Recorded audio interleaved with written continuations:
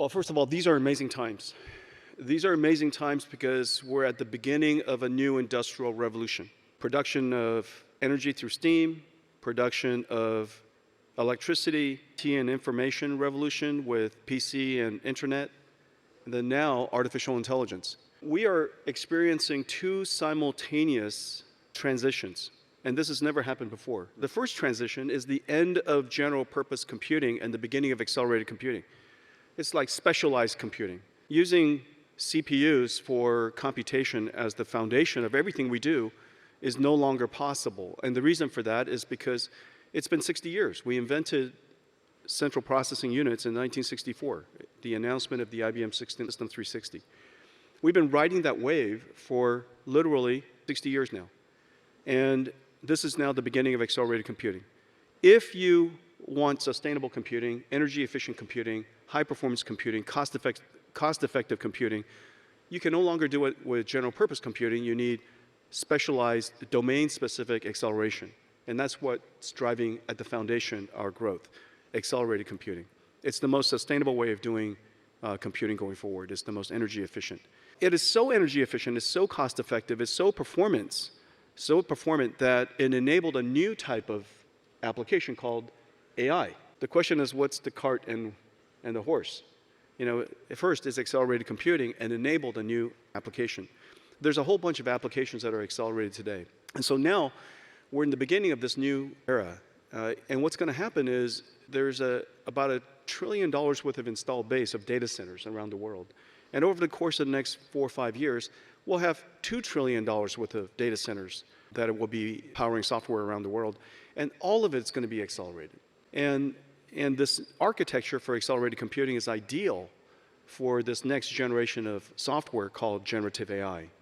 And so that's really at the core of what is happening. While we're replacing the installed base of general purpose computing, remember that the performance of the architecture is going to be improving at the same time. So you can't assume just that you will buy more computers. You have to also assume that the computers are going to become faster.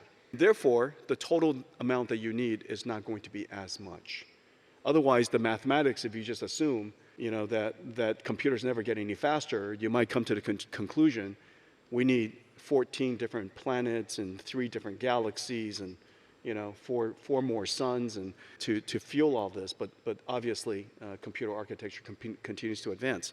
In the last 10 years, one of the greatest contributions, and I really appreciate you mentioning that, the rate of innovation, one of the greatest contributions we made was advancing computing and advancing AI by 1 million times in the last 10 years.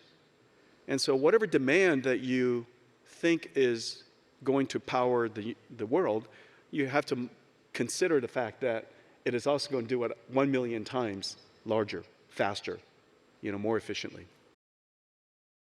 Excellent question. First of all, when something improves by 1 million times, and the cost or the space or the energy that it consumed did not grow up by 1 million times. In fact, you've democratized the technology.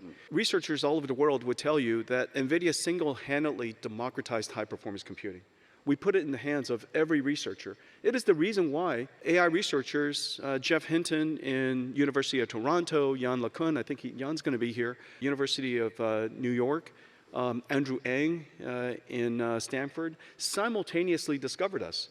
They didn't discover us because of supercomputers. They discovered us because of gaming GPUs that they used for deep learning. We put accelerated computing or high-performance computing in the hands of every single researcher in the world. And so when we accelerate the rate of innovation, we're democratizing the technology. The cost of building, purchasing a supercomputer today, it's really negligible. And the reason for that is because we're making it faster and faster and faster. Whatever performance you need costs a lot less today than it used to. It is absolutely true we have to democratize this technology, and the reason why is very clear. There's an awakening of every single country in probably the last 6 months that artificial intelligence is a technology you can't be mystified by. You cannot be terrified by it.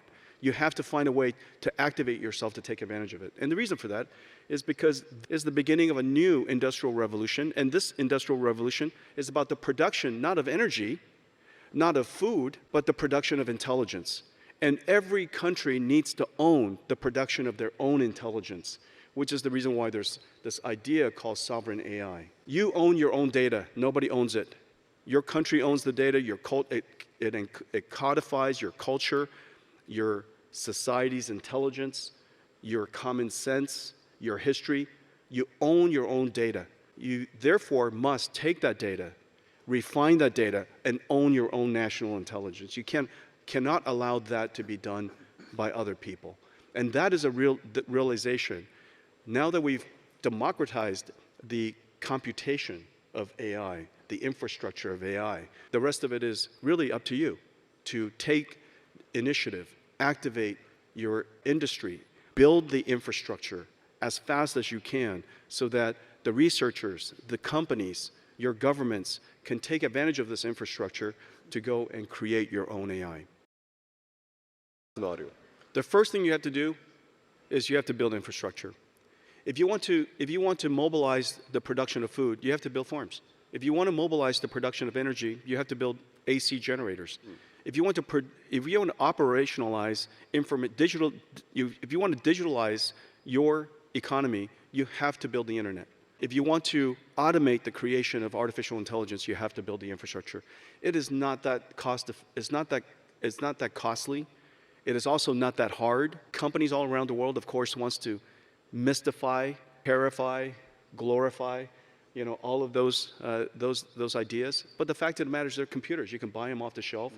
You can install it. Every country already has the expertise to do this, and you surely need to have the imperative to go activate that. The first thing that I would do, of course, is I would codify the language, the data of your culture into your own large language model. And you're doing that here. Core 42, Saudi Aramco, really doing important work to codify the Arabic language and creating your own large language model. But simultaneously, remember that AI is not just about language. We're seeing several AI revolutions happening at the same time. AI for language, AI for biology, learning the language of proteins and chemicals, AI for physical sciences, learning the AI of climate, materials, energy discovery, AI of IoT, the language of keeping places safe, computer vision and such, AI for IoT, AI for robotics and autonomous systems, manufacturing and such. There's AI revolutions happening, AI great breakthroughs happening in all of these different domains. And if you build the infrastructure, you will activate the researchers in every one of these domains. Without the internet, how can you be digital? Without farms, how can you produce food? Without an AI infrastructure, how can you activate all of the researchers that are in your region to go and create the AI models? Excellent question. First of all, whatever new incredible technology is being created, you go back to the earliest of times, it is absolutely true. We have to develop the technology safely, we have to apply the technology safely, and we have to help people use the technology safely.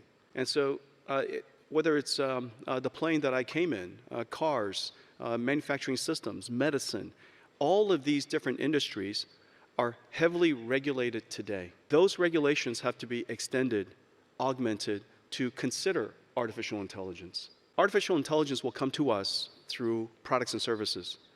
It is the automation of intelligence, and it will be augmented on top of all of these various industries. Now, it is the case that there are some interests to scare people about this new technology, to mystify this technology, to encourage other people to not do anything about that technology and rely on them to do it. And I think that that's a mistake. We want to democratize this technology. Let's face it, the single most important thing that has happened last year, if you were to ask me the one single most important event last year and how it has activated AI researchers here in this region, it's actually Llama 2. It's an open source model. Or Falcon. Or Falcon, another excellent model. Very true. Mistral, excellent model. I just saw another one, smog. There's so many open source models, innovations on safety, alignment, guardrailing, reinforcement learning, so many different reasoning, so many different innovations that are happening on top of transparencies, explainabilities, all were possible because of some of these open source languages. And so I think that democratizing, activating every region, activating every country to join the AI advance is probably one of the most important things, rather than convincing everybody it's too complicated, it's too dangerous, it's too mystical, and only 2 or 3 people in the world should be able to do that. That, I think, is a huge mistake. Actually, you know that in just about all of the large companies in the world, there are internal developments. At Google, there's TPUs. At AWS, there's Trainium. At Microsoft, there's Maya. Meta has chips that they're building.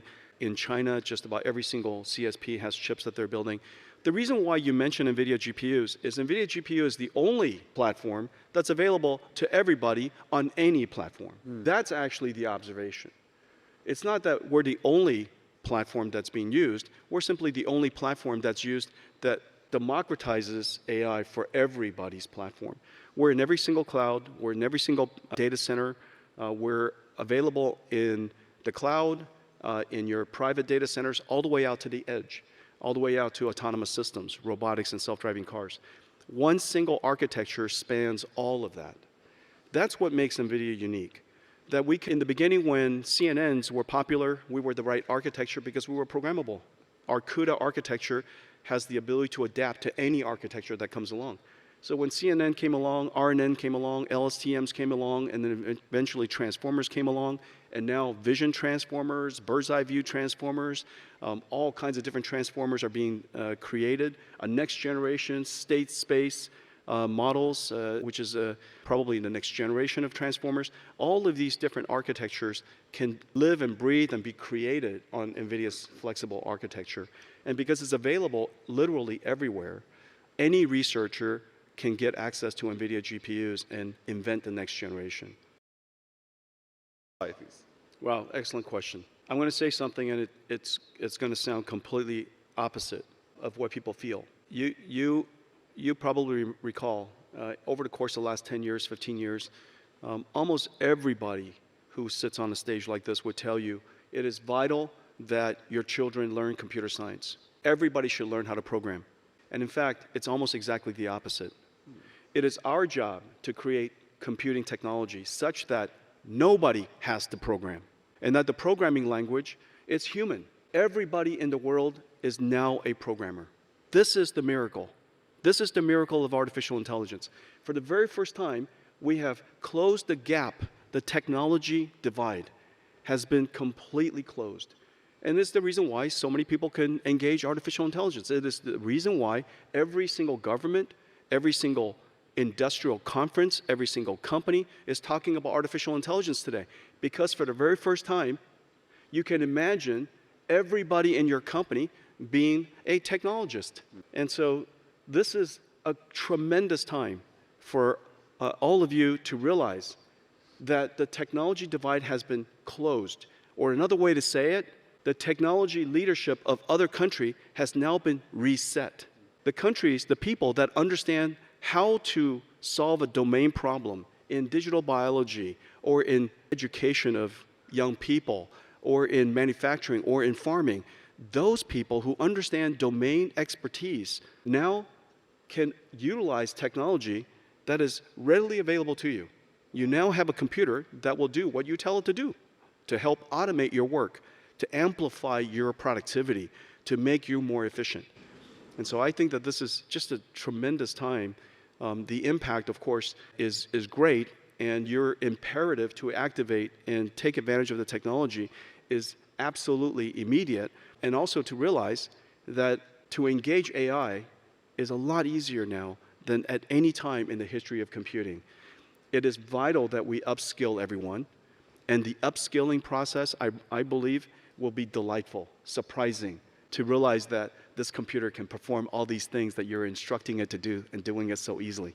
So if I were starting all over again, I would realize one thing, that one of the most complex fields of science is the understanding of biology, human biology. Not only is it complicated because it's so diverse, so complicated, so hard to understand, living and breathing, it is also incredibly impactful. Complicated technology, complicated science, incredibly impactful. For the very first time, and remember, we call this field life sciences, and we call drug discovery, as if you wander around the universe and all of a sudden, hey, look what I discovered. Nobody in computer science, nobody in computers, and nobody in the traditional industries that are very large today, nobody says car discovery. We don't say computer discovery. We don't say software discovery. We don't go home and say, hey, honey, look what I found today, this piece of software. We call it engineering. And every single year, our science, our computer science, our software becomes better and better than the year before. Every single year, our chips get better. Every single year, our infrastructure gets better. However, life sciences is sporadic.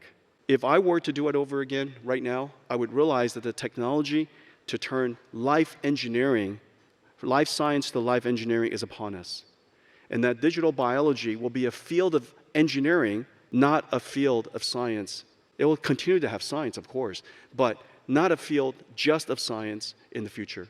And so I hope that this is going to start a whole generation of people who enjoy working with proteins and chemicals and enzymes and materials, and they're engineering these amazing things that are more energy efficient, that are lighter weight, that are stronger, that are more sustainable. All of these inventions in the future are going to be part of engineering, not scientific discovery. Thank you, everyone.